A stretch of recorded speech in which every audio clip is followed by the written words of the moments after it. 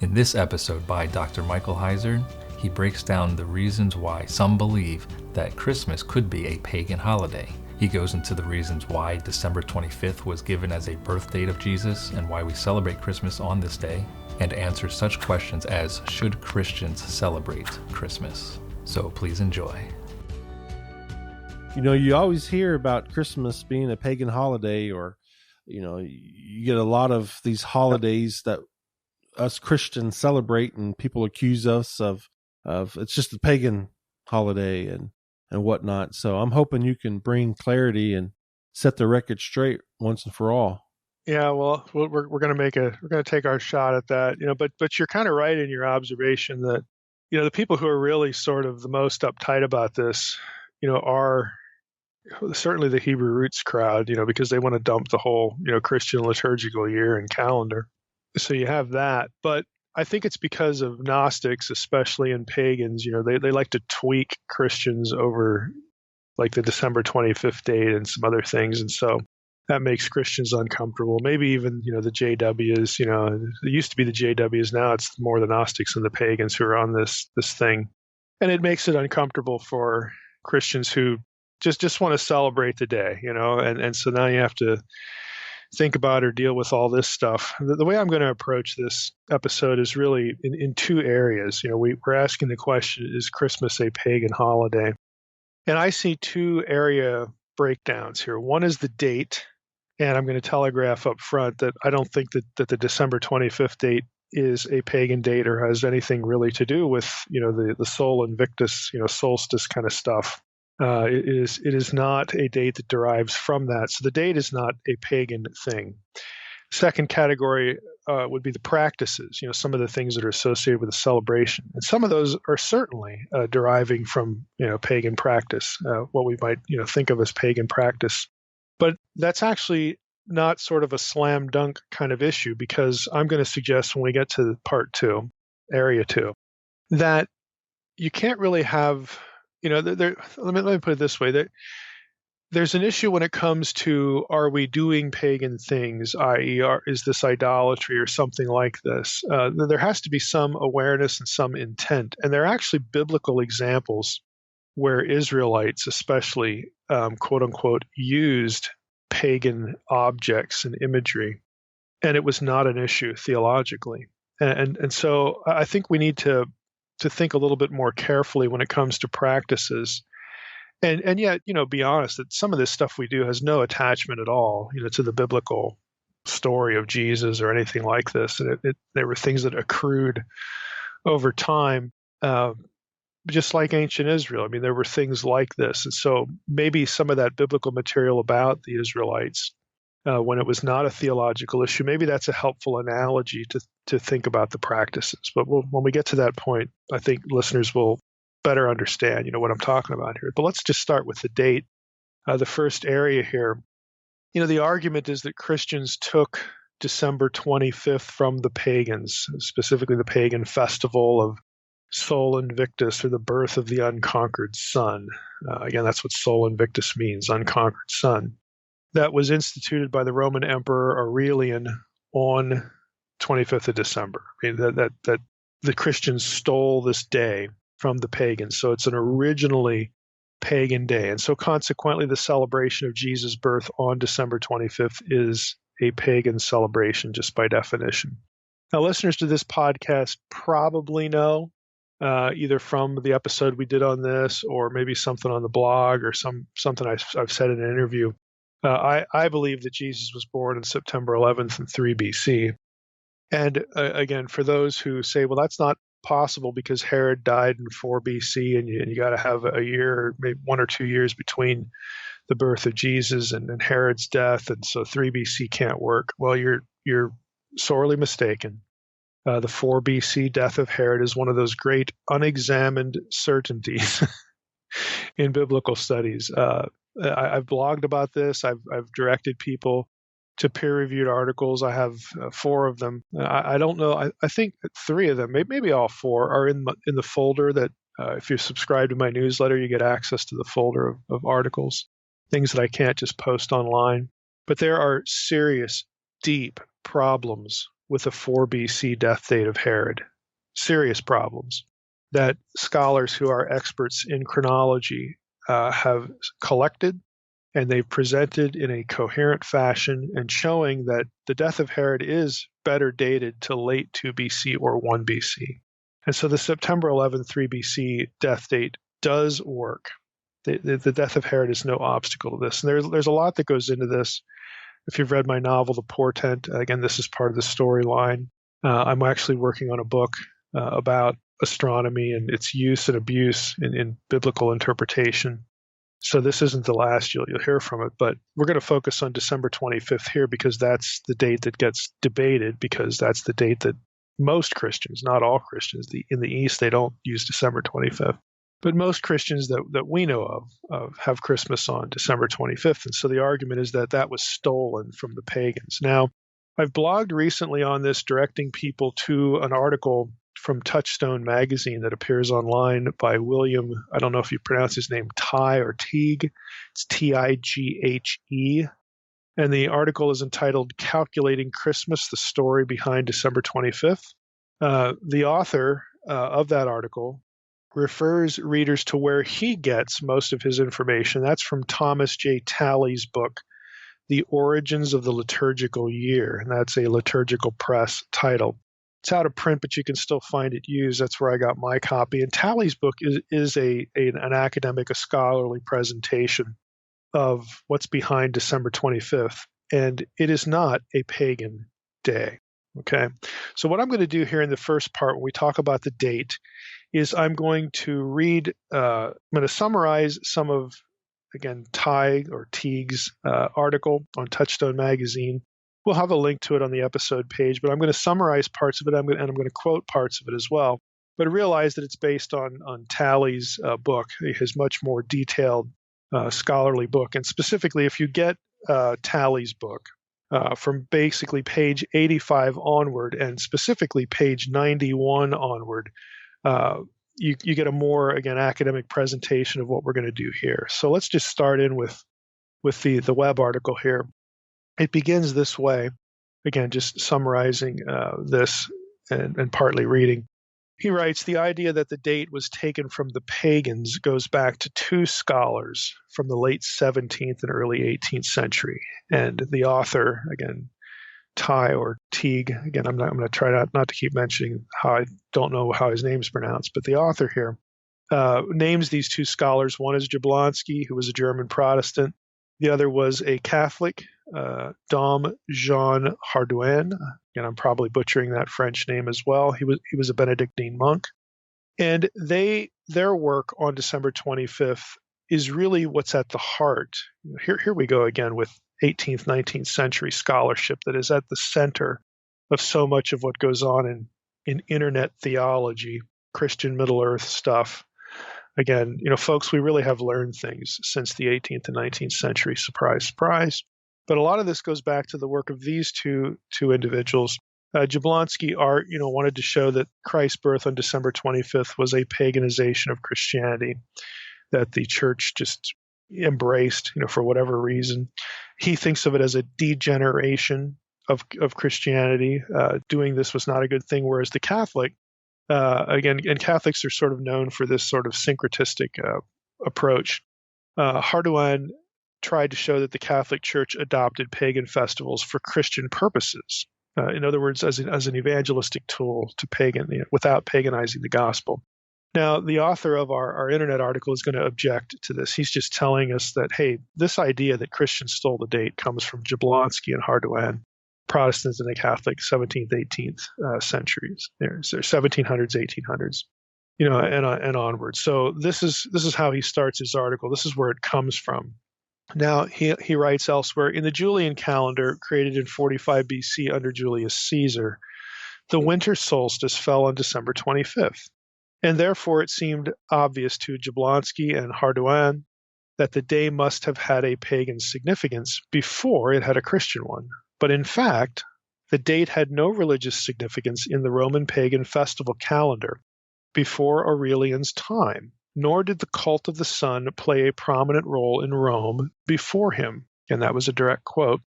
So then he goes and he talks about Aurelian a little bit. There were two temples of the sun in Rome that were actually supposed to be maintained by the clan that Aurelian was part of.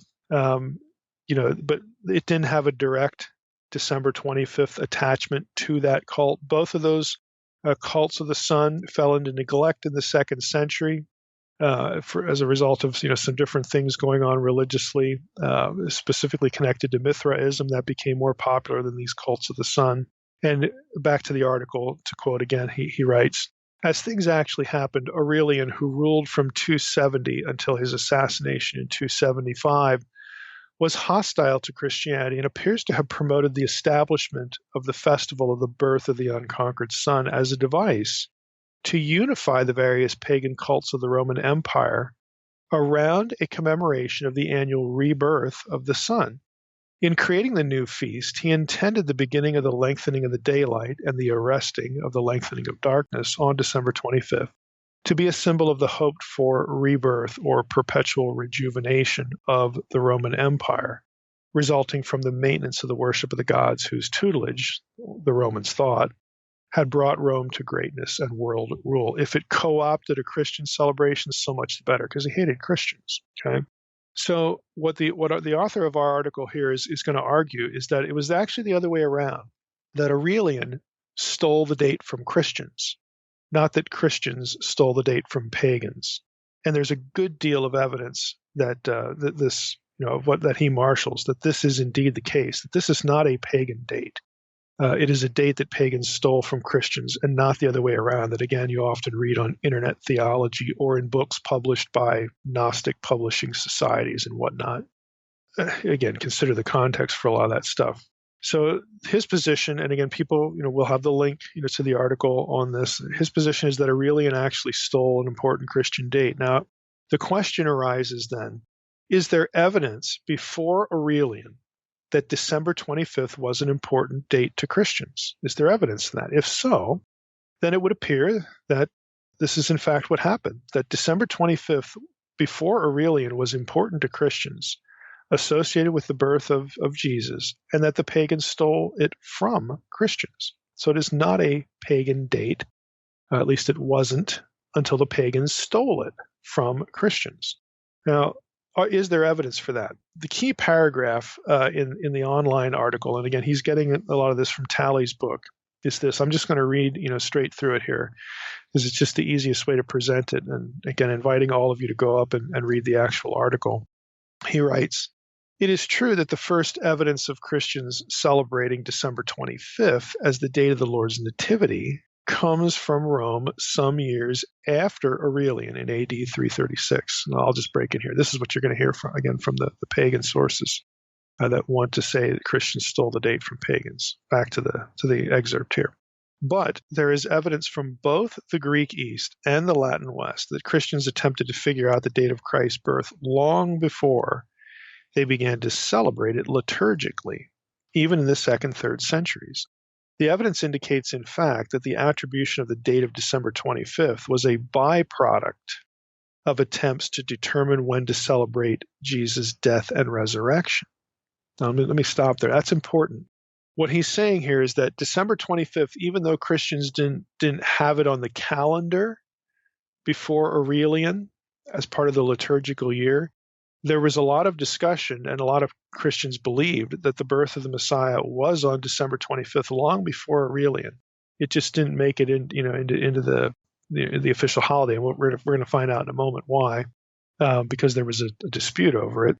There's another date that comes into play here, but the date associating December 25th, what we would call December 25th, with the birth of the Messiah predates Aurelian, and it's a byproduct. The reason that they figured that date out, or again, there's another date that there's a controversy here we'll get to in a moment, but the reason why that date was associated with the birth of Jesus by a large segment of the church, large population of Christians, was because you could essentially do math. Okay, they were really more concerned with what the day of the crucifixion and the resurrection was, and so once those were sort of fixed, you could do the math and calculate the birth. Okay, so the birth date is a byproduct of the effort, which was extreme. I mean, there's a mass of scholarship on the quote unquote Easter computus. Okay, the whole idea of when do we date the crucifixion and the resurrection specifically. That was a huge deal in the early church for obvious reasons. They wanted to celebrate the resurrection. It's fundamental to Christianity. So, in the obsession to find that date, the birth date again sort of just sort of developed. I mean, people took the time to, well, if this is when he rose, can we possibly calculate when he was born? And so people did that. And December 25th was an early date for that effort, to try to do it by math.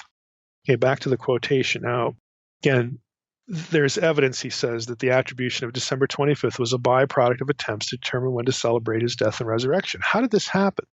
There's a seeming contradiction between the date of the Lord's death, as given in the Synoptic Gospels, that's Matthew, Mark, and Luke, and in John's Gospel. The Synoptics would appear to place it on Passover Day, after the Lord had celebrated the Passover meal on the preceding evening, and John on the eve of the Passover, just when the Passover lambs were being slaughtered in the Jerusalem temple for the feast that was to ensue after sunset on that day. Solving this problem involves answering the question of whether the Lord's Last Supper was a Passover meal or a meal celebrated a day earlier, which he says we cannot enter here, for sure. I mean, like I said, there is just a massive amount of scholarship on this. Back to the quote. Suffice it to say that the early church followed John rather than the Synoptics, and thus believed that Christ's death would have taken place on 14 Nisan, according to the Jewish lunar calendar. Modern scholars agree, by the way, that the death of Christ could have taken place only in AD 30 or 33, as those two are the only years of that time when the eve of Passover could have fallen on a Friday, the possibilities being either April 7th, 7th of April in 30 AD, or the 3rd of April in 33 AD. Okay, end of quote for now. So in other words, what the author of our reference point, our reference article, is suggesting is that the effort to situate the death and resurrection of Jesus in real time would naturally have led to some effort to backdating the birth.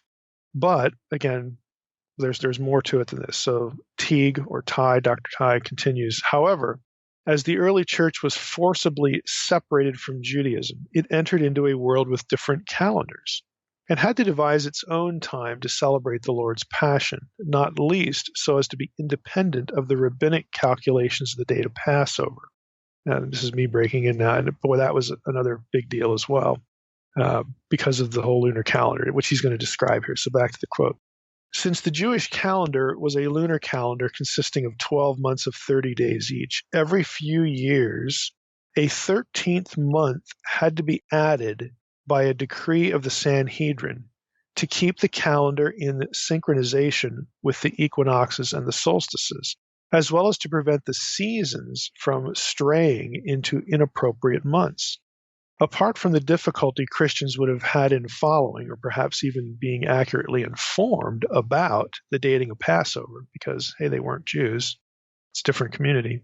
Despite that difficulty that they would have had in following all this, the dating of Passover in any given year, to follow a lunar calendar of their own devising would have set them at odds with both Jews and pagans, Jews and Gentiles, and very likely embroiled them in endless disputes among themselves. Elsewhere, he writes, these difficulties played out in different ways among the Greek Christians in the eastern part of the empire and the Latin Christians in the western part of the empire. Greek Christians seem to have wanted to find a date equivalent to the 14th of Nisan in their own solar calendar. And since Nisan was the month in which the spring equinox occurred, they chose the 14th day of Artemisian, the month in which the spring equinox invariably fell in their own calendar. Around AD 300, the Greek calendar was superseded by the Roman calendar. And since the dates of the beginnings and endings of the months in these two systems did not coincide, 14 Artemisian became April 6th. In contrast, 2nd century Latin Christians in the West, in Rome and North Africa, appear to have desired to establish the historical date on which Jesus died. By the time of Tertullian, they had concluded that he died on Friday, the 25th of March, AD 29. Teague has an aside here, basically that's impossible because that wasn't a Friday, and Passover in AD 29 did not fall on a Friday. But anyway, this is what they decided. So back to the article here. So in the East, we have April 6th, again, for the day of the day associated with the death of Jesus. Okay, we have April 6th in the East. In the West, we have March 25th.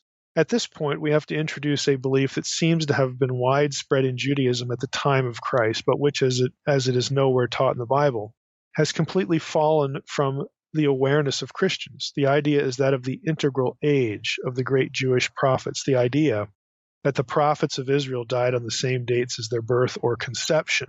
This notion is a key factor in understanding how some early Christians came to believe that December 25th was Christ's birth. The early Christians applied this idea so that March 25th and April 6th were not the only supposed dates of Christ's death, but also of his conception and birth as well. Now, let me stop here. This is really going to mess things up because they're spending all this time trying to associate the death of Jesus and, of course, then the resurrection with the Passover question, and specifically the Last Supper question of the Gospel of John. This is what the fight was about. And so once they have working dates, then there are people who come along with this notion that, hey, maybe these two dates are also the birth and the conception because of this, and let's just call it a myth, that prophets, and Jesus was certainly a prophet, died and were born or conceived on the same day. Again, it was sort of this folklorish, kind of thing. So now we've got even more of a mess. It took us long enough to produce two dates, one in the West, one in the East, for the death of Jesus. And now we've got this other idea creeping in. Now back to the quotation. The assignment of March 25th as the date of Christ's conception prevailed. It won the day. Add 9 months to March 25th, and you get December 25th. Christmas, the birth, December 25th, is a feast of Western Christian origin. Okay, the Latin part of the Roman Empire, the Western part of the Roman Empire. In Constantinople, it appears to have been introduced in 379 or 380 from a sermon of St. John Chrysostom, at the time a renowned ascetic and preacher in his native Antioch. It appears that the feast was celebrated there on 25th of December in 386. From these centers, it spread throughout the Christian East, being adopted in Alexandria around 432, and in Jerusalem a century or more later. The Armenians, alone among ancient Christian churches, never adopted it, and to this day they celebrate Christ's birth, manifestation to the Magi and the baptism on January 6th. Thus, December 25th as the date of Christ's birth appears to owe nothing to pagan influences upon the practice of the church during or after Constantine's time. The pagan feast which the Emperor Aurelian instituted on that date in the year 274 was not only an effort to use the winter solstice to make a political statement, but also almost certainly an attempt to give a pagan significance to a date already of importance to Roman Christians. Again, it's math. They were fixated almost from the beginning, first century, with achieving the correct date for the death of the Messiah. And again, going more or less with John's gospel. Again, we're not here to evaluate whether that's right or wrong and whether they had the right dates or not. Again, you all know what I think. I don't think that December 25th has anything to do with the actual, birth date of Jesus or any of these other dates. So you have to factor in more than math here. And again, a little heads up here to novel readers of mine and again, those who are aware that I'm working on this other book with astronomy. When we talk about Jewish calendar here, we're talking about the calendar used in Jerusalem, Pharisees and Sadducees. That was not the only calendar. And in fact, that was viewed by the Qumran Essenes as being a human corruption. The Essenes actually attribute the Jerusalem calendar, the calendar of all Judaism that we're talking about here, to the Watchers. They think that again, they had their own calendar that was perfect. And so they believe that it came from the mind of God. I'm not going to get into the Qumran calendar here, but it was a 364-day calendar. What was perfect about it is that every Sabbath occurs on the same day. Every Passover occurs on the same day. All the feasts are on the same days, in the calendar year. You have all the numbers from 7 to 12 to 24 to 36 to all the numbers at 70, all of these numbers that we see in Scripture having apparent special significance are linked back into what the Qumran folks believed was the perfect mathematical calendar that derived from the laws of nature and the mind of God. You didn't need to invent a 13th month to find the date of Passover. This is actually why they split from the Pharisees and the Sadducees. It was over calendar and liturgy and ritual. They thought that it was human tampering and ultimately, a problem created by the Watchers to adopt this sort of calendrical tinkering method. Okay, I don't want to say too much about that, but again, what we're talking about here is what the early church was wrestling with, because they're trying to deal with, what the Jews were doing, what the synoptics are saying, what John is saying, all this kind of stuff. They're trying to come up with a date for the death of Jesus that fit into that calendar. And again, they're doing the best they can. They're trying to situate. They have to make decisions, and they come out with two dates. Again, the one March, the other one in April, and all that. And then you get this idea of oh well, he would have died on the same day he was born, and then let's think about the conception and the birth. And again, there we go. Again, all the stuff that we just read. They're doing that stuff from the very first century onward because of the concern to know when to celebrate the resurrection. The birth stuff is a spin-off. It's derivative from the resurrection discussion. So the date itself would have been known, would have been an article of discussion long before Aurelian. And again, if you want all the academic data for that, don't depend on the internet article. Go to get Talley's book, The Origins of the Liturgical Year, and you're going to get all the nuts and bolts for it. So this notion, again, that December 25th was, there were Christians in the days of Aurelian, looking around like, we need to celebrate the birth. Well, let's steal that pagan date over there. That's just bunk, okay? It was really the other way around. Now, back to another question this raises, and something we've sort of already touched on.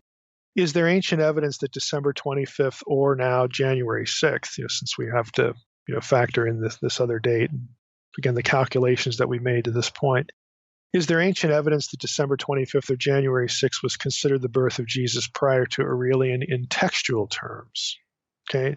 And we know they could have done the math. We know that the topic was a big concern from the very beginning. We know they're noodling this from the first century on. But is there textual data that predates Aurelian, to sort of back up this stuff? Well, let's take December 25th first. We're going to go back to January 6th. There's the text tradition of Hippolytus, specifically his commentary on Daniel, which Hippolytus lived in AD 170 to 240. So he is before Aurelian, okay? Hippolytus's commentary on Daniel, specifically Daniel 4:23, is one of the earliest witnesses to the December 25th tradition for Christ's birth. Again, he writes this, quote, "For the first advent of our Lord in the flesh, when he was born in Bethlehem, 8 days before the calends of January," which is December 25th. I know it sounds weird, but just go with me here. And if you want all the dates and the details, Talley's book, and you could also look at books on ancient calendar like Beckwith. Start over again. "For the first advent of our Lord in the flesh, when he was born in Bethlehem, 8 days before the calends of January, December 25th, the 4th day of the week, Wednesday, while Augustus was in his 42nd year," that would be 2 or 3 BC, "but from Adam, 5,500 years, so on and so forth." So this quote is situating the advent, the birth of Jesus in Bethlehem, to December 25th, and then they're aligning it with these other things. Augustus's year, years from Adam, all that kind of stuff. So this is Hippolytus. Hippolytus is, almost a century before Aurelian. So there you go. I mean, you have people discussing it.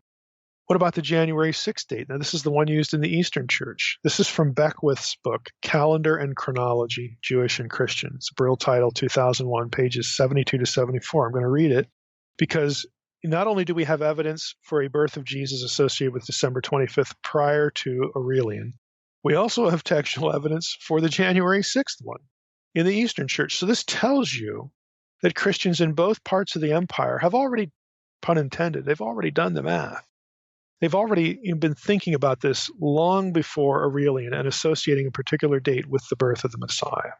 Okay, it just happens that the dates differed in the West and the East. So here's Beckwith. The other date for Christ's nativity, however, can be traced back with greater certainty behind, it's even earlier than Hippolytus, to Clement of Alexandria, who before the year 200 dates Christ's nativity on January 6th. This is over a century before any festival of the Nativity on January 6th is recorded. Now let me stop there. Did you catch that line? They had fixed the date of the Nativity, the birth of Jesus, a century before they ever bothered celebrating it. The same thing is true with December 25th. If you remember earlier in the episode, I read something from the internet article about pagans like to point to certain dates as the first textual reference to the celebration of Christmas, celebration of December 25, for Christmas. Big whoop. Okay, they knew the math before they ever started celebrating it, and the math is much older than Aurelian. December 25th is not a pagan date. Now, whether they're deliberately or accidentally doing it, the pagan sources or the Gnostic sources that love to do this, or the Hebrew root sources, are confusing the celebration of the event with the calculation of the date. Okay? Those are two different things. The early church, didn't really bother celebrating the birth. They were certainly, fixed on celebrating the resurrection. That was the big day. They didn't really bother celebrating the birth, but they knew, at least they thought they knew, they had calculated, they'd done the work to figure out when the date of the birth was, long before Aurelian. Okay? Let's go back to Beckwith here.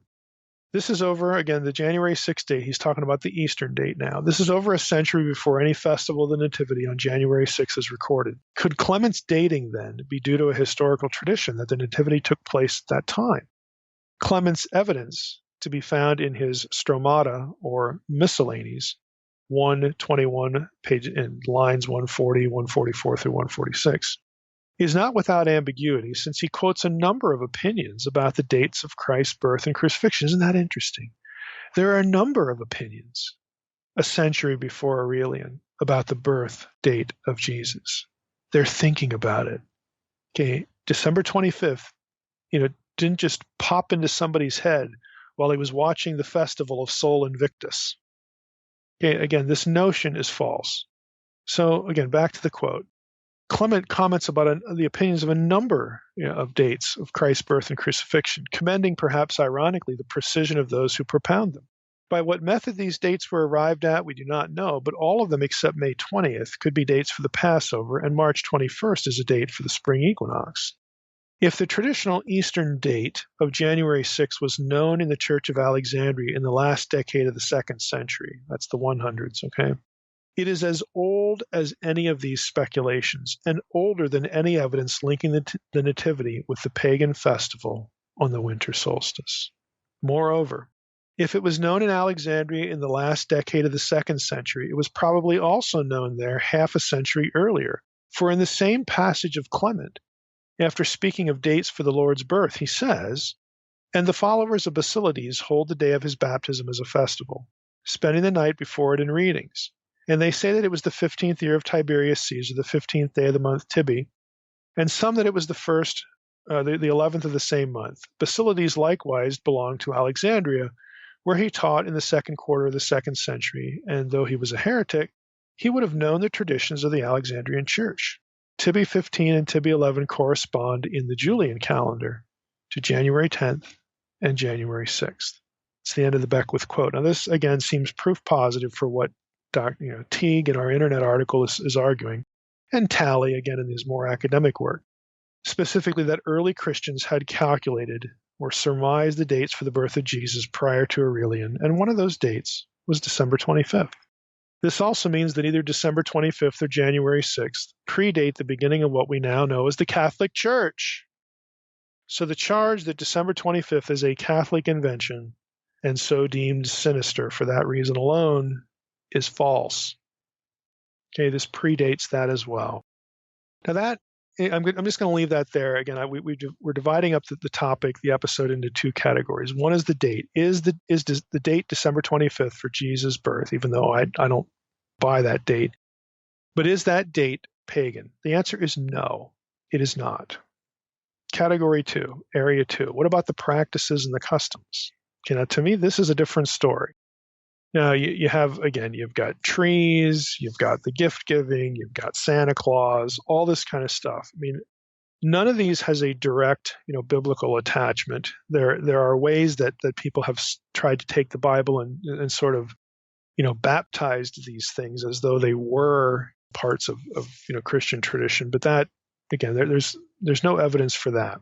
So we have to be thinking about, again, how these things accrue to the celebration.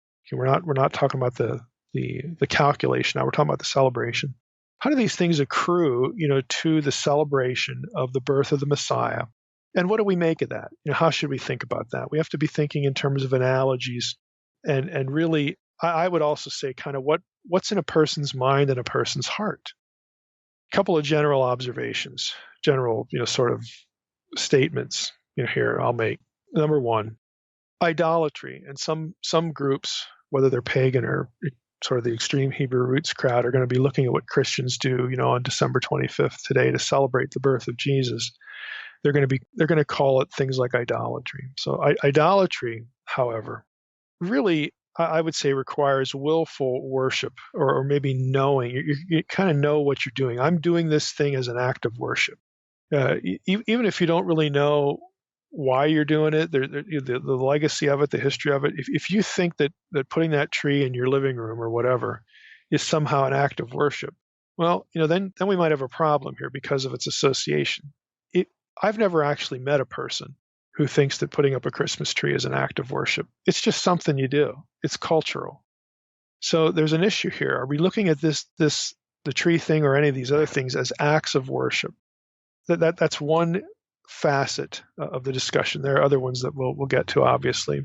So I would be concerned, if people were thinking that. I would be concerned with, just broadly speaking, again, that doing things like putting up a Christmas tree results in you losing, to use the cliche, losing the reason for the season. And that, of course, is the birth of Jesus. And I think that's a problem because of the commercialism and the trappings of it. Again, I actually think that's more serious than any of this, this is pagan kind of stuff. So that's one thought, this whole idolatry thing. It requires, some knowledge. It requires some intent. It requires, some linking of it to worship, that sort of thing. Second thought, when it comes to images or objects, an idea like there's an evil pagan association is also subjective to some degree. That is, a factor in its illegitimacy or permissibility is to some extent dependent on the response of the viewer or the participant. Now, there are some classic examples of this actually in the Old Testament of what I'm talking about here. Some are positive. There's at least one negative, but let's just jump into a couple of them. Let's start with the relevant commands in Exodus 20. This is part of the Ten Commandments. It's going to sound familiar. So Exodus 20, verses 3 through 6. You shall have no other gods before me. You shall not make for yourself a carved image, or any likeness of anything that is in heaven above, or that is in the earth beneath, or that is in the water under the earth. You shall not bow down to them or serve them, for I, the Lord your God, am a jealous God, visiting the iniquity of the fathers on the children, to the third and fourth generations of those who hate me, but showing steadfast love to thousands of those who love me and keep my commandments. Now, don't make yourself a graven image of any likeness of anything that's in heaven above, earth beneath, or the water under the earth. This is the three-tiered cosmology we've talked about a number of times here. Again, this whole, ancient Israelite cosmology, it's here mentioned in Exodus 20. It's outlined. Heaven above, earth, then beneath the earth, all that stuff. Now, we learn from this passage in Exodus 20, we learn a certain thing here that I think gets missed here. We learn that images alone are not the issue. It's bowing down to them. It's offering them worship. That's the problem. How do we know that? Well, because God instructed Moses and Israel to make images of heavenly things and even earthly things for use in the tabernacle and the temple. God told them to do that after issuing this command. Classic example is the cherubim. The cherubim are clearly drawn artistically and even the term etymologically from pagan culture.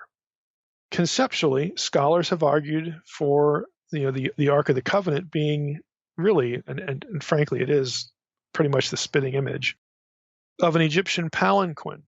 And then they argue that the cherubim are essentially, Israelite versions of the winged goddesses Isis and Nephthys. If you know what a palanquin is, it's a box. It's like, I hate to say it this way, but it's like the Ark. It's a box with a lid. On the sides of it, the two long ends, you'll often find an image of Isis and an image of Nephthys on these two goddesses. They were protective of the content of the Ark, and Egyptians would often put idols of the deity inside the Ark, and then they'd carry it around to different locations and do this or that, in festivals and whatnot. So there are some scholars who would say, well, this is kind of obvious. Moses in Egyptian context, makes this box. He's seen this before. I mean, they don't put idols in it, but they put the tablets of stone and Aaron's rod, all that kind of stuff. And it's mobile. You carry it around. It's got the winged cherubim, not on the two sides, but on the top, and they face each other. All this stuff. Well, let's just, for the sake of argument, let's just say that some of that, something there, is relevant to the construction of the Ark, because it's kind of hard to argue that has nothing to do with it, to be honest. That there's some sort of cultural linkage with protective divine beings over a sacred presence, because inside the Ark was supposed to be the presence of God. When you transported it, that's where the presence was attached to, if we want to use this language. And the cherubim are protective deities, and some would say this is the Egyptian context is very evident here. I would agree with that, but we also have the issue, or in some cases, some would say the problem, that cherubim is not an Egyptian term. Cherubim is an Akkadian term. It comes from Mesopotamia. The Caribou. These are divine guardians of sacred presence. It's the same thing. It's just not. We have a Mesopotamian element. We have an Egyptian element. And this, I think, gets us into the authorship of the Torah, the editing of the Torah. We're not going to rabbit trail there. But either way, you have two divine beings, divine objects that come from pagan art, pagan practice, pagan cultural trappings that are used in Israelite religion. And God is okay with it. God tells them to build this. Now, why is this okay in light of the commandments in Exodus 20? Because you don't bow down to the cherubim. You're not bowing down to the object of the Ark. You're worshiping in your heart and in your mind the presence, the God of Israel, the trappings, which incidentally, the God of Israel told you to make. Okay, sidebar there. But the trappings are not the issue. Okay, they are not objects of worship. You have not violated. God didn't violate his own command when he told them to make this. When the Israelites, carry this thing around, when they attach significance to it, they're not violating the commands. Why? Because they're not bowing down to the objects. They're not bowing down to the cherubim. They are worshiping in their heart and in their mind the presence associated with this thing, the God of Israel himself. It's a heart, thought, intent issue. Now, again, I think you can sort of see the point here, at least I hope. Is this analogous to things like Christmas trees? Well, in short, the honest answer is that it could be.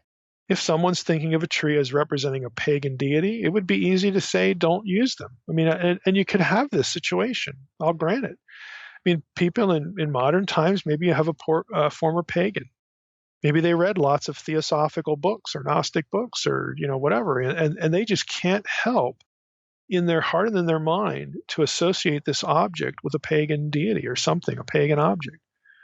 Well, then it's really good for them to not have one in their home. It's really good for them and for other people to have that conversation. Maybe you would want to take down, your Christmas tree or not have one. If somebody who married into your family really has this problem, that's what you do for the weaker brother. This is a principle of Christian liberty that I don't know how this stuff gets lost in this discussion, but it often does. Paul was willing to give up things that were perfectly fine out of deference and love for a weaker brother, someone that just, this was a struggle.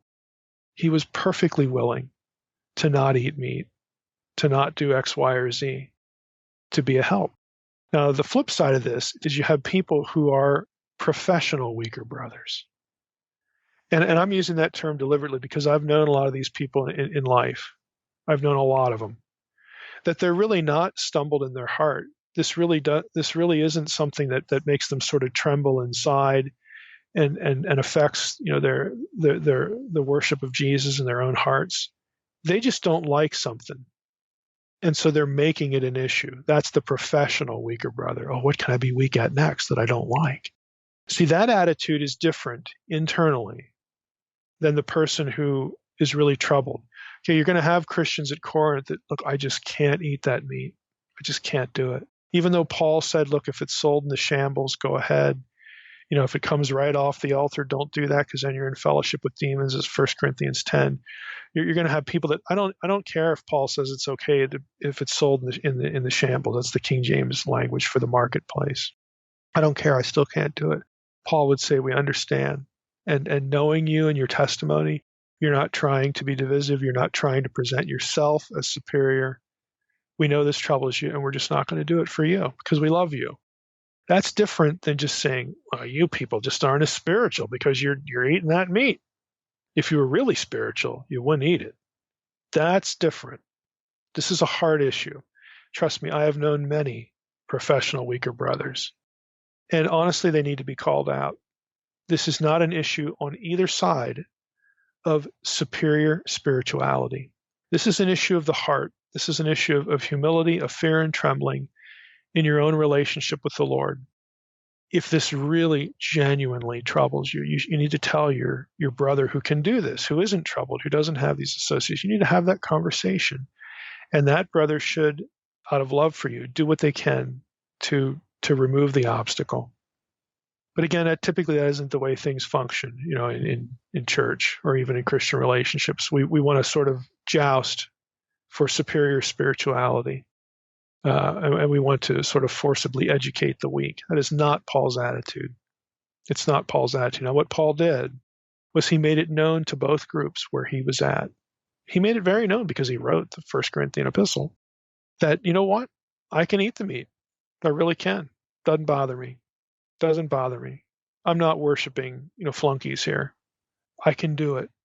But I want you all to know that I will give it up if it's a genuine help to someone who stumbles. That is the right attitude. He doesn't forcibly educate the weak, okay, and he doesn't endorse the professional weaker brother. Now, back to our topic here. Sorry for the little sermonic rabbit trail. But I think, again, some of this is really analogous, you know, to what, you know, we're looking at here with some of the practices of the celebration of Christmas. Now, admittedly, this might be an unlikely circumstance. What if someone says trees shouldn't be part of Christmas for believers in any regard because they were indeed pagan symbols? Well, the problem with that thinking, again, is the Old Testament. You know, although it's an awkward analogy, again, you have these objects. Let's just move away from the ark and cherubim. Let's just talk about trees.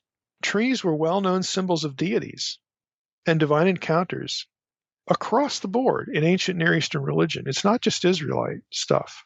I mean, I've blogged before. Again, you know, go up to my website and search the website for trees, okay? There are a number of passages where trees served to mark divine encounters with Yahweh.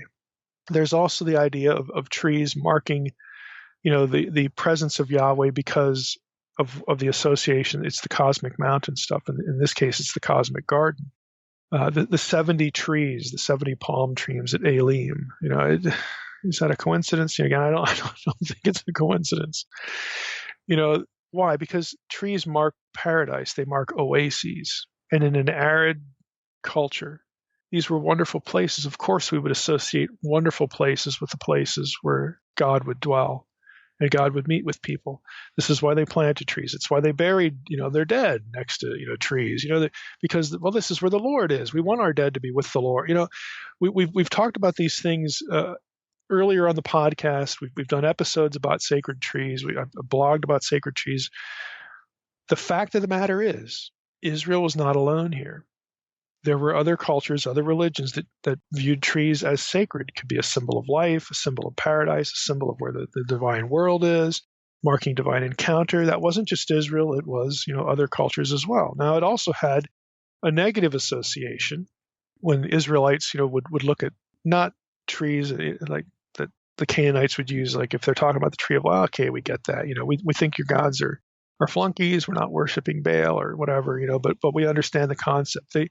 They would outwardly reject, though, fertility rites that would be associated with groves, Asherah poles, Asherah trees. Again, so there's a bit of a sort of a neutral and then a very negative thing going on here. But the fact of the matter is, just to focus our attention here, trees were sacred across the world, really basically from the beginning of historical time.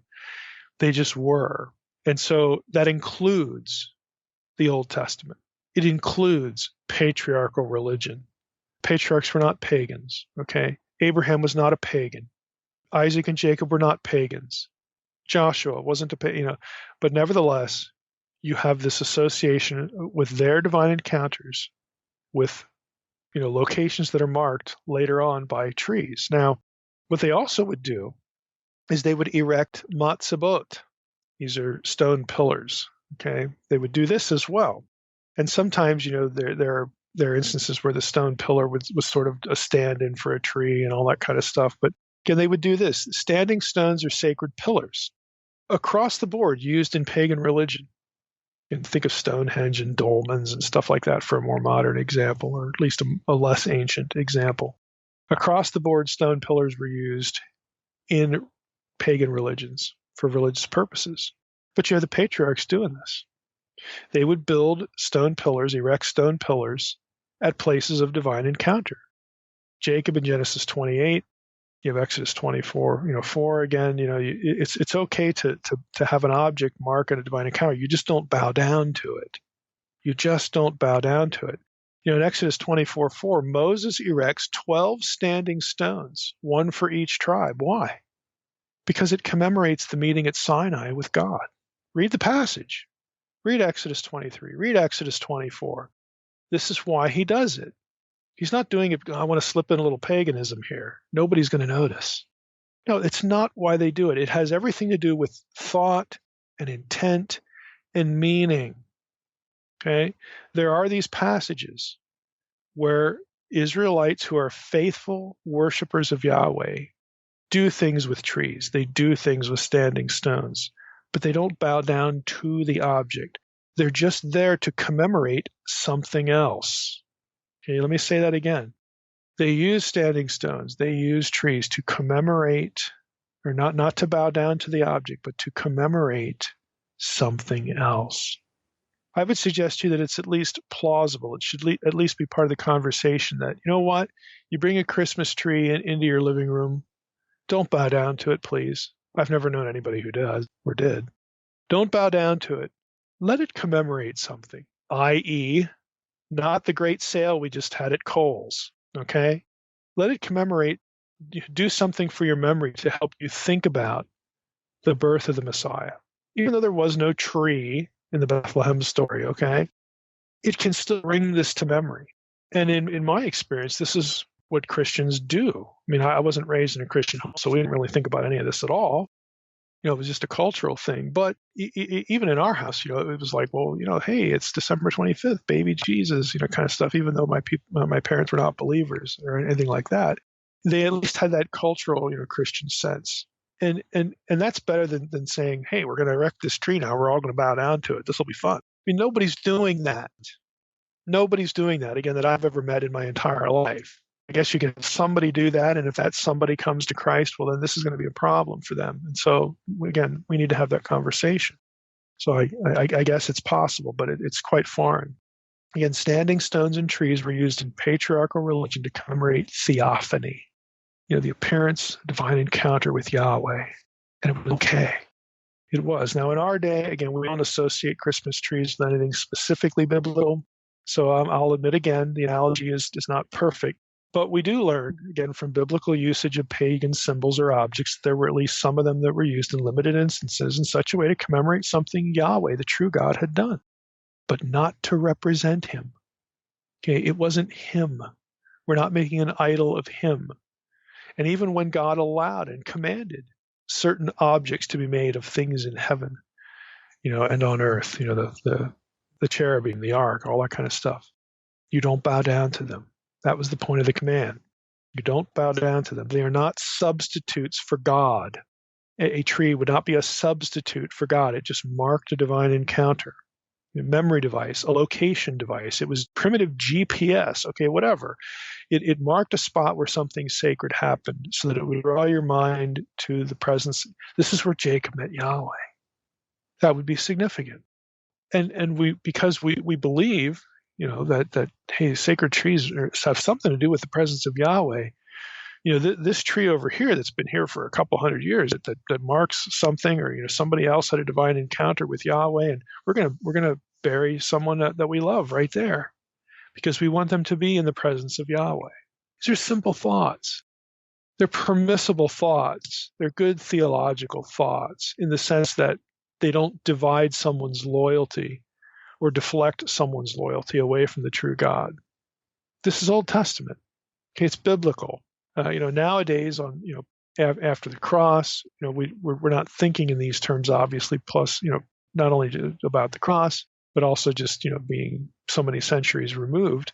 But culturally, these things do get added to the Christmas story in different cultures. And again, I'm saying at least think about what's in a person's heart, what's in a person's mind.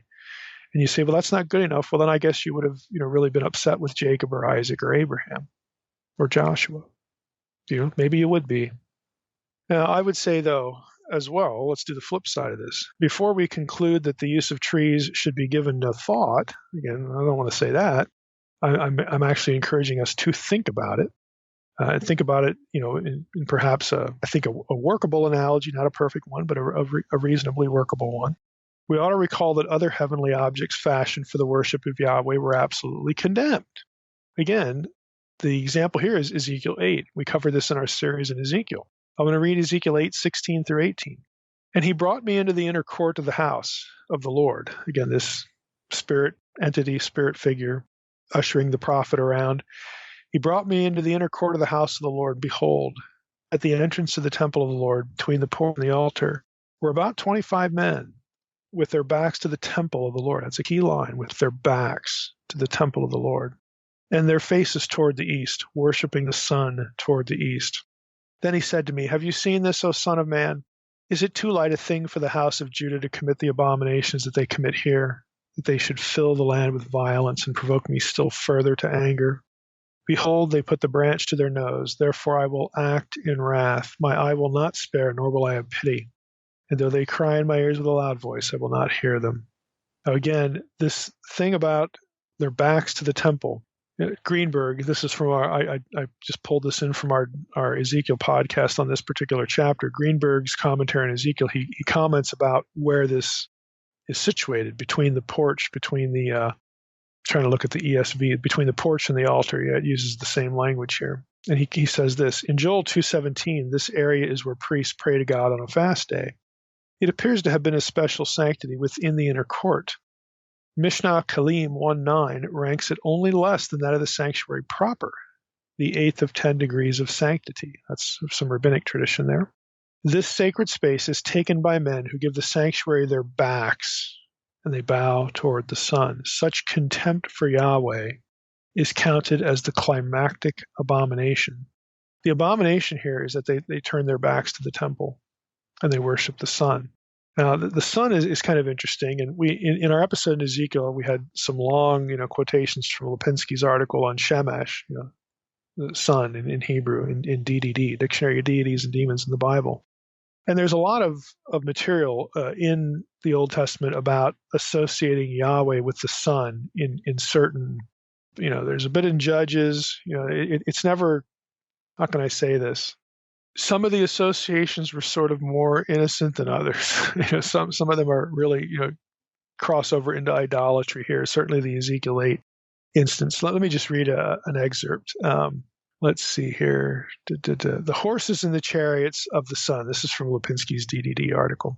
In 2 Kings 23:11, as well as Ezekiel's vision of the men prostrating themselves before the rising sun, Ezekiel 8:16, are somewhat different. In fact, the horses and chariots were placed at the entrance of the temple of Yahweh, and the men were practicing their cult in the same temple, facing eastwards, towards the gate by which Yahweh, the God of Israel has entered the sanctuary. So their backs are to the sanctuary, but this is they're at least pointing to where he enters it. These features indicate that the sun's chariot was Yahweh's vehicle, and that the men seen by the prophet were not sun worshippers per se, but they were devotees of Yahweh, just as the child sacrifice performed in the Valley of Hinnom was intended to honor Yahweh himself. Of course, God is really ticked with this. He's ticked with both. But they think that they're doing something okay, is the point. Now back to Lipinski's article. Josiah had abolished this particular form of Yahweh worship, destroying the horses and the sun's chariot placed at the entrance of the temple in 2 Kings 23:11. Relics of this ritual practice are found perhaps in the blessing of the sun, the Birkat HaChamah, a rabbinic prayer service in which the sun is blessed in thanksgiving for its creation and is being set in motion in the firmament on the fourth day of the world, Genesis 1:16-19.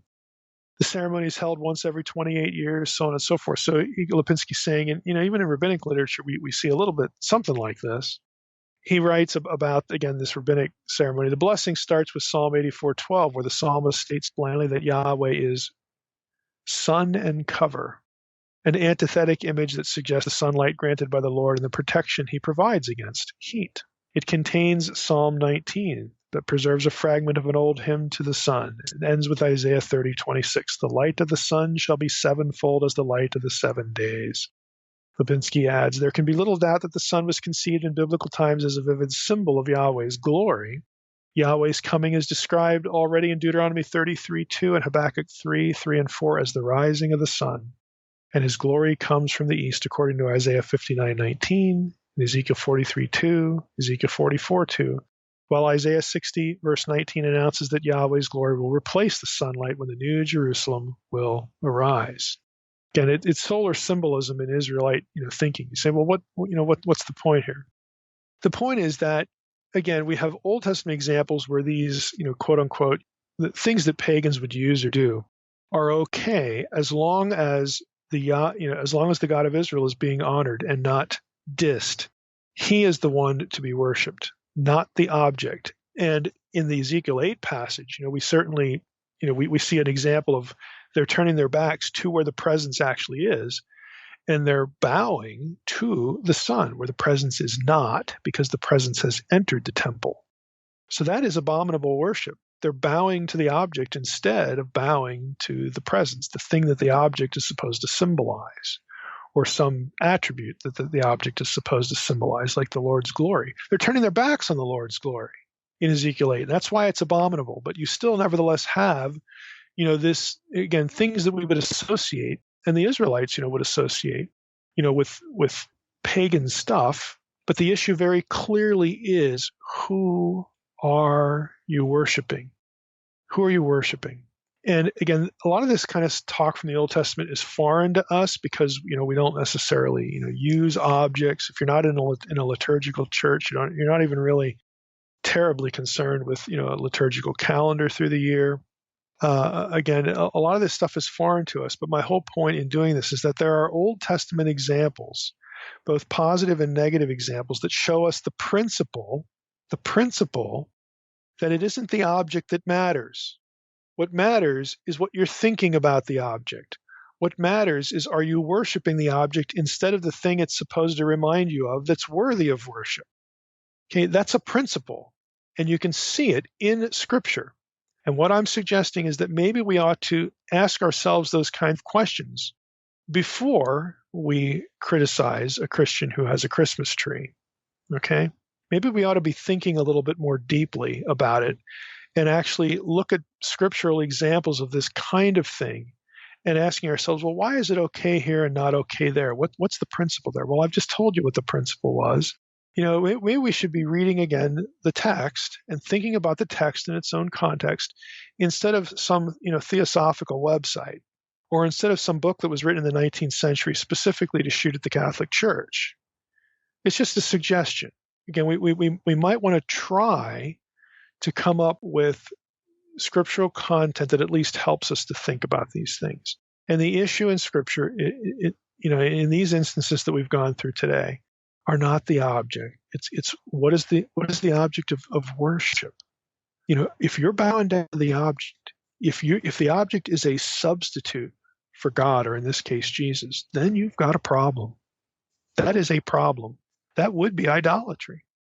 But if you're not giving any thought to the object as a thing to be worshiped, or as a stand-in, a substitute for Jesus the Messiah, or the God of Israel, well, that's something different. That's something that the Old Testament itself was fine with. So we have to judge our heart here, not something in our living room or not in our living room. And again, it's not a spirituality contest, but that's sort of what it's become here. Again, at least in some respects. Now, there are other questions here. We could actually go on and on with a lot of this stuff, but I would say let me just throw this out. I might want to throw two more things out here, because there's one I think is really interesting, and the other one is just sort of a random thought. I'll start with a random thought here.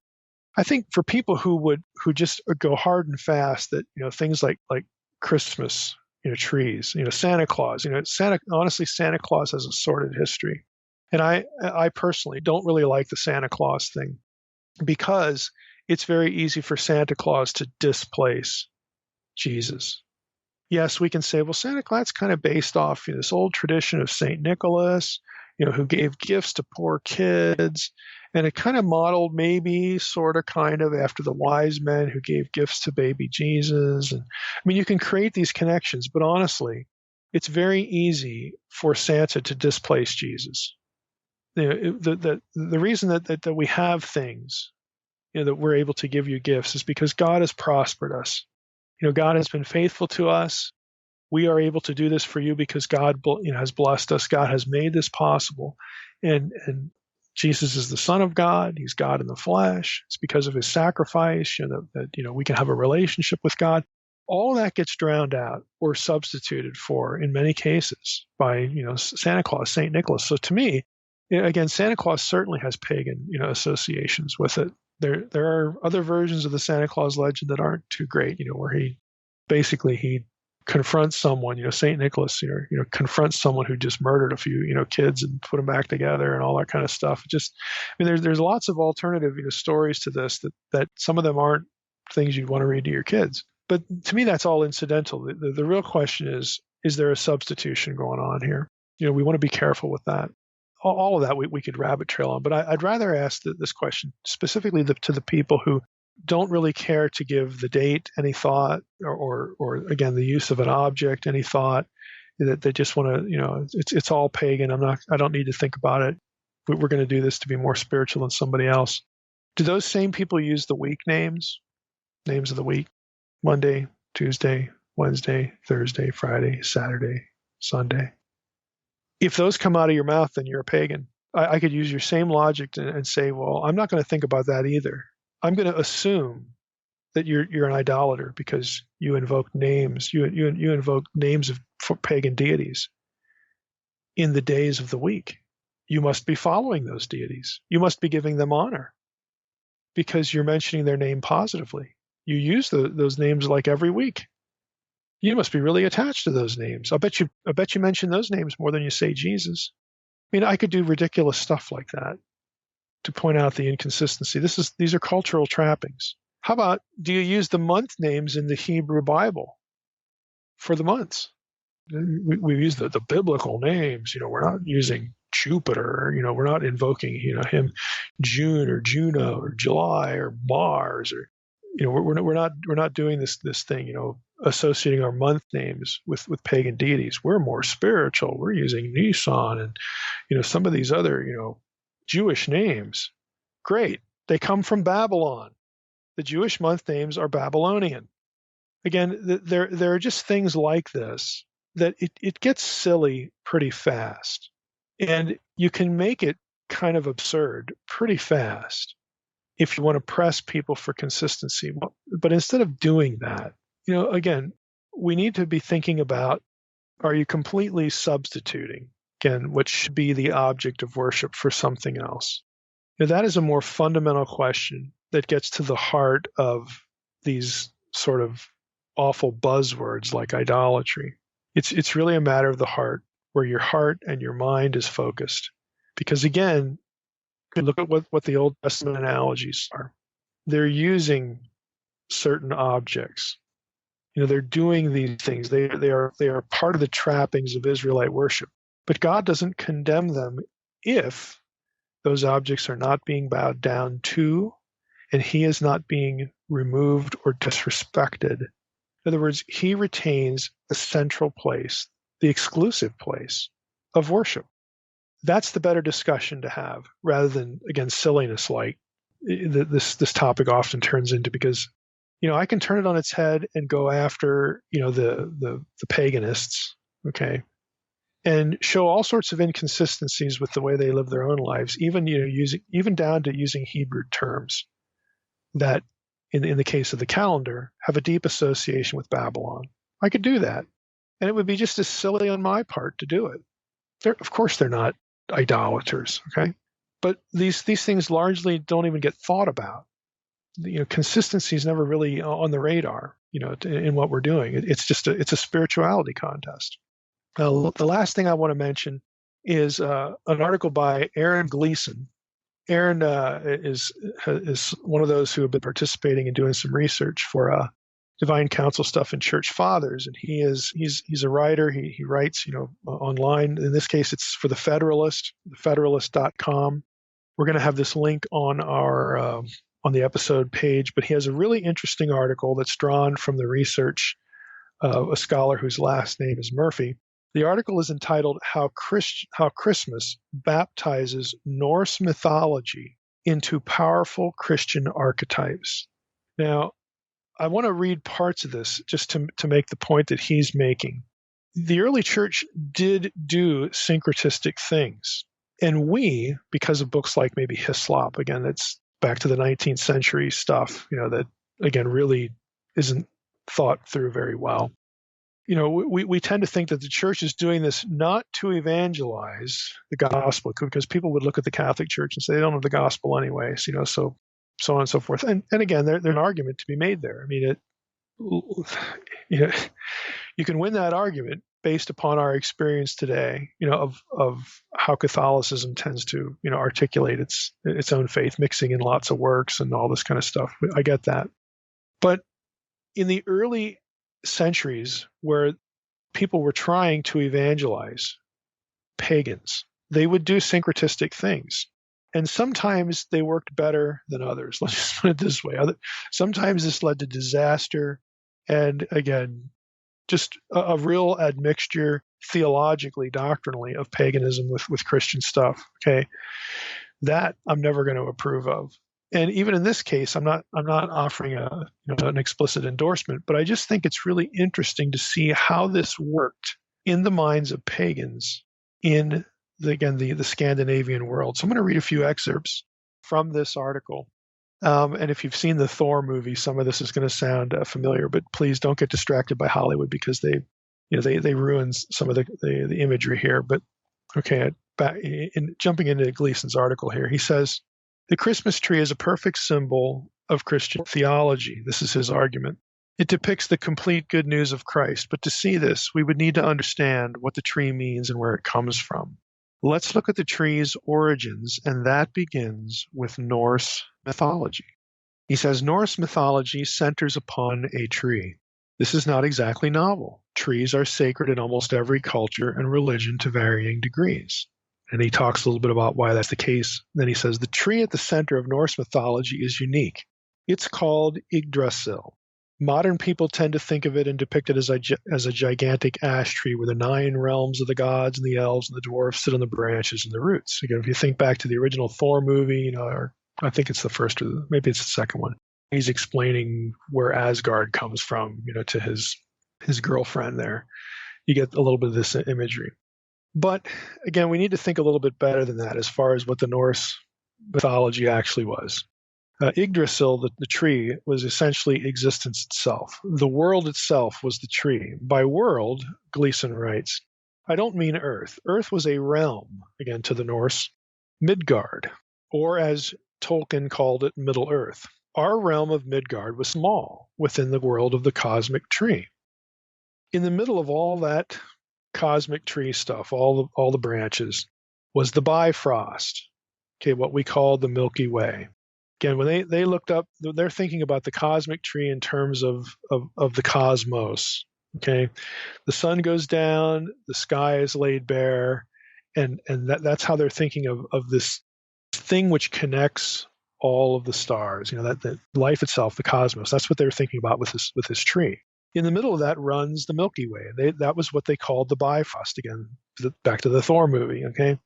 We've discovered this white path through the night sky is actually an arm of our spiral galaxy, and we know that. But to the Norse, the Bifrost was a bridge between Asgard and Midgard. Okay, Asgard, where Thor and Odin live, and Midgard is Earth. Asgard was the home of the Aesir, the greatest Norse gods. Odin, of course, being their chief. Odin's name, Yggdrasil, that term meant the awesome one's gallows. Now, this takes you right into the heart of Norse mythology. And Gleason writes here about Odin. Odin is a strange god by ancient standards. Tolkien's Gandalf is explicitly patterned after him. The only real difference is that Odin carries a spear and is missing an eye. Aside from that, he looks like Gandalf from the top of his gray white brimmed hat to the bottom of his dirty boots. This visage that could pass for a homeless man disguised the awesome one as he wandered about the earth.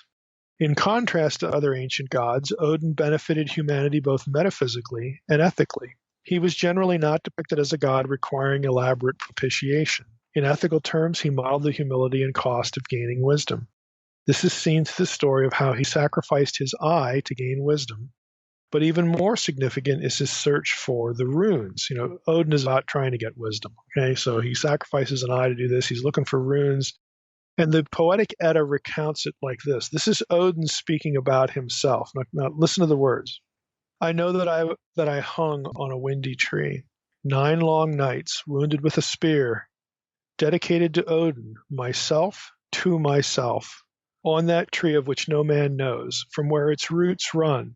No bread did they give me, nor drink from a horn. Downwards I peered. I took up the runes, screaming I took them. Then I fell back from there. It's the end of the passage. To us, this seems bizarre and esoteric, but to the Northmen, the finding and the giving of runes to humanity was equivalent to being made in God's image. Odin wins the runes through the sacrifice of himself, and then he gives the runes to humanity. Now, the relevance to Jesus, again, to the Norse was pretty obvious. The Northmen saw the obvious parallels between Jesus on the cross and Odin on the tree.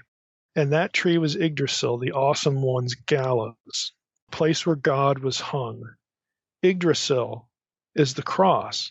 And of course, on the cross is the God who came as a nondescript man. Before they came to know Jesus, the Northmen celebrated a holiday called Yule. They celebrated Yule by honoring their mothers in their culture, with an all-night vigil on December 25th. The mothers were almost certainly the 3 wise hags known as the Norns, who continually refreshed the cosmic tree Yggdrasil with the waters from the well of Erd. One part of Yule's celebration was to bring evergreen trees into homes and halls. The evergreen tree thus came to symbolize Yggdrasil as much as the ash tree did. In fact, it's a far more appropriate symbol because the evergreen trees were reminders of 2 things. First, that winter could be defeated, as evergreens do every year. And second, that one day Yggdrasil would defeat Ragnarok, the Norse end of the world. Yggdrasil, who suffers the horrors of Ragnarok but survives the cataclysm. The great tree itself opens at the end, revealing 2 children who will repopulate the new earth. Because of these beliefs, the Northmen saw in Jesus their own worldview completed. He hung upon the cross like Odin for the sake of humanity. By clinging to the cross, we can all escape God's wrath at Ragnarok. Again, these are just some excerpts from Gleason's article. So what I wanted to do here was illustrate how, again, the missionaries back in these early centuries who become familiar with the religion of, in this case, the Norsemen, they see points of their own, of the Nordic theology that are very easy parallels. And here's the question. This goes back to our episode with Gerald McDermott about, the worship of other gods. Was God planting truth amidst this punishment situation, where he had divorced the nations of the earth from himself, to assign them to other gods, the Deuteronomy 32 worldview? Is God planting truth among them to capitalize it on someday? Are there vestiges of truth about the true God that survive? And God is going to capitalize on that someday. Again, that's a discussion the early church fathers had. And this is just another illustration of the same discussion. Are these elements in Nordic religion, are they vestiges of ideas that God knew would mean something to them in a foundational way, really in an evangelistic way sometime in the future? Again, that was a discussion that academics have today. It was a discussion early church missionaries had, early church writers had. It's a discussion that missionaries to the Nordic people had as well. And they saw in these things opportunity to bridge to truth. So they weren't looking for opportunities to take truth and become more pagan. It wasn't always an issue of palatability. In some cases, there were real bridges, there were real analogies to build on here to get people to believe, and specifically to believe that, that thing that you believe about Odin hanging on a tree, well, that actually happened in real time. There was a God-man who actually hung on a tree and died for you. And we're here to tell you that this happened, in Jerusalem, in this place called Jerusalem that you may have never heard of. And centuries ago, we have our message because it was taught to us over the generations from eyewitnesses to this event. And the man was Jesus of Nazareth. He was God, man, and he came to earth, hung on a tree so that you could have salvation from the end of the world. You could have eternal life. So again, I bring up the example, not only because it's really interesting, it's really fascinating, but also to make the point that these things should not be caricatured. It's very easy to construct, again, what we think of and what at the time would have been known as the Catholic Church. It's really it's an easy villain. It's an easy thing to villainize. If you're Protestants, Protestants have done this, for a long time, and evangelicals and whatnot. I have a number of disagreements with Catholic theology where I think it's not biblically based. In other words, it's not text driven. It's sort of theology by analogy, and sometimes the analogies are kind of strange. And I have fundamental disagreements there, but I think it's unwarranted to basically make the Catholic Church the villain for everything we don't like, and use the easy villain, the easy target, to refuse to think about why were some of these things done. And why did some of these things seem to work really effectively? As far as getting people to convert from paganism to Christianity. And we can sit here and we can say, well, that wasn't real Christianity because look at all those wars that started and all this bad stuff. I watch Vikings on HBO or whatever channel it's on, and boy, they were awful. It's just syncretism. It's gobbledygook. And again, you could say that about Luther's Reformation, and it would be unwarranted. Yeah, Luther's Reformation led to lots of wars in Europe, decades of wars, and they were bad. And it was politicized. But foundationally, Luther took people back to a really important truth, salvation by grace through faith, not linked to a specific church or a specific set of works. The point is that we need to be a little more careful in our thinking here. We can't just throw the baby out, with the bathwater, because we could throw just basically practically everything we have in the Christian world is going to be abused. It's going to be manipulated. It's going to be politicized. This is why on Naked Bible, we try to get people to go back to the text. Okay? I'm not concerned with trying to separate the wheat from the chaff in modern Christendom or even ancient Christendom. We want to go back to the text. And the Nordic stuff here is just an illustration of, maybe everything didn't have a bad motive. Maybe it's just a little, it's too much of a reflex to just say, well, having a tree, that's just all pagan. And the people who did this wanted to become more pagan. They certainly didn't want to try to really be fostering truth and actually telling people about Jesus. Well, that's not true. It's a mixed bag. Okay, it's a mixed bag. But what we ought to really have our focus on this topic and really any other topic is how can we look at Scripture and think better about the topic? And so in this episode, to wrap up, we've tried to approach is Christmas a pagan holiday in two ways. One was the date, and again, the calculation of the date and the date itself, December 25th, even though I don't think that's when Jesus was born, that is not a pagan date. It is a date that was arrived at through various mathematical extrapolations, specifically as a byproduct to validate, or I shouldn't say validate, but to remember, to commemorate something explicitly scriptural, and that is the resurrection, the crucifixion and the resurrection of Christ. Fixing that, the commemoration of that event in real time was an obsession in the early church. And the date for the birth was derived therefrom at least 100 years earlier than Aurelian. Yeah, at least 100 years earlier. So the date is not pagan. The practices, again, I think this is an issue of Christian liberty. This ought to be an issue of conscience and not a spirituality contest. Those are two entirely different things. Old Testament Israelites used, even at God's command, they used objects, symbols and objects that were part of pagan traditions. And it wasn't bad theology.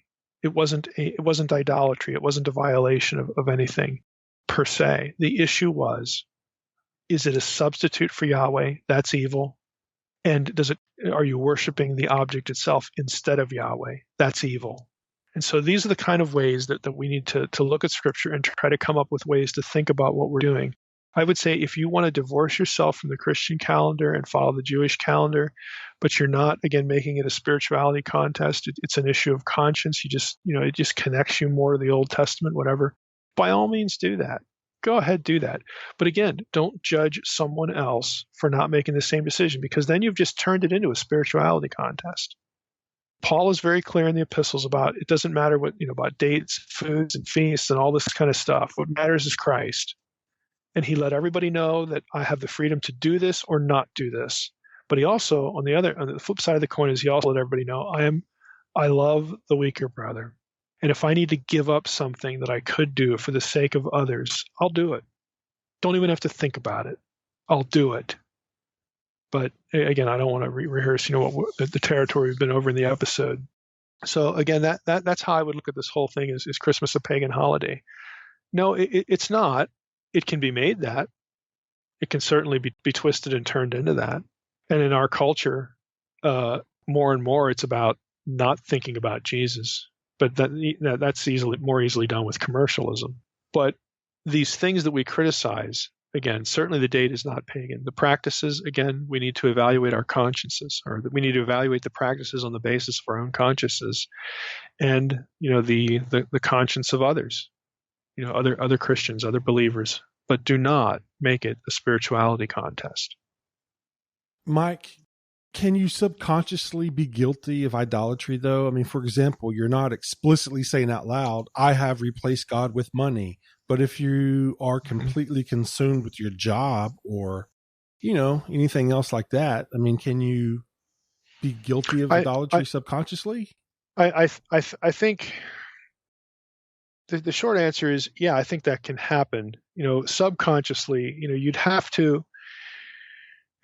Every person has to evaluate what's going on the inside, and you could say, well, could there be a person that a situation where nobody even really thinks about it? They're just doing it. That's what you're talking about, with the subconscious thing.